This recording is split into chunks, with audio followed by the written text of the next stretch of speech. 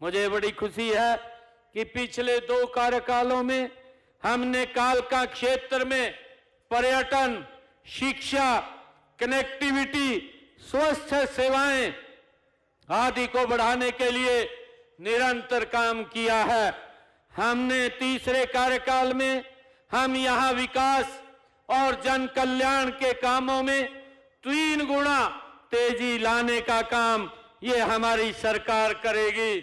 मैं आपको बताना चाहता हूं कि पिछले 2 कार्यकालों में लगभग 712 करोड़ रुपए की लागत के विकास कार्य इस कालका विधानसभा क्षेत्र में हमारी सरकार ने कराए हैं। इस क्षेत्र के विकास के लिए हमारे पूर्व में माननीय मुख्यमंत्री और केंद्र में मंत्री आदरणीय मनोहर लाल जी ने इस क्षेत्र के अंदर 83 घोषणाएं की थी।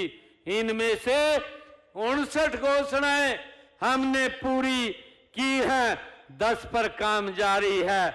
मुझे ये खुशी है आप लोगों को बताते हुए। कालका क्षेत्र हरियाणा का सिरमौर है। शिवालिक की पहाड़ियों में बसा यह क्षेत्र पर्यटन की दृष्टि से महत्वपूर्ण है। पर्यटन से इस क्षेत्र में रोजगार की बड़ी संभावनाएं हैं। साथ ही इससे प्रदेश की अर्थव्यवस्था में भी आपका योगदान अधिकतम हो सकता है। मुझे ये खुशी है कि पिछले 5 सालों में यहाँ 15 लाख से अधिक पर्यटक आए हैं। मैं आपको विश्वास दिलाता हूं कि हम इस क्षेत्र में पर्यटन हब बनाने के लिए ऐसे कदम उठाएंगे कि अगले 4 सालों में पर्यटकों की संख्या इस क्षेत्र में 2 गुनी से भी अधिक हो जाएगी। हम कालका से लेकर कालेश्वर तक के क्षेत्र को पर्यटक हब बनाने के रूप में विकसित कर रहे हैं। इसके लिए एक व्यापक योजना हमने तैयार की है। हम पिंजौर को एडवेंचर स्पोर्ट्स का हब बनाने के लिए भी हमारी सरकार संकल्पबद्ध है। हमने टिक्करताल और मोरनी में पैरा मोटर और जेट स्कूटर, पैराग्लाइडिंग और हॉट बैलून जैसी एरो स्पोर्ट्स व वाटर स्पोर्ट्स गतिविधियां भी यहाँ शुरू की हैं।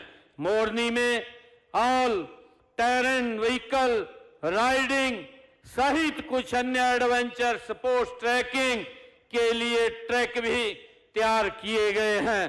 पर्वतारोहण को बढ़ावा देने के लिए ट्रैकिंग रूट बनाए गए हैं ताकि युवा साय के समय भी आसानी से गंतव्य स्थल के ऊपर पहुंच सकें। मुझे खुशी है कि मैं आज आपका ध्यान दिलाना चाहूंगा कि हमने रायपुरानी में जो कॉलेज खोला है उसमें बेटियों की संख्या काफी कम है।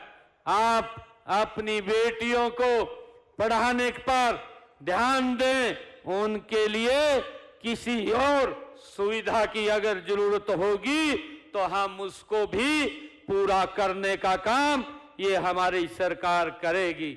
मुझे खुशी है आज आप लोगों के बीच में कि पहाड़ी क्षेत्र में आना जाना काफी कठिन रहता है, इसलिए हमने इस क्षेत्र में सड़कों पर विशेष ध्यान दिया है।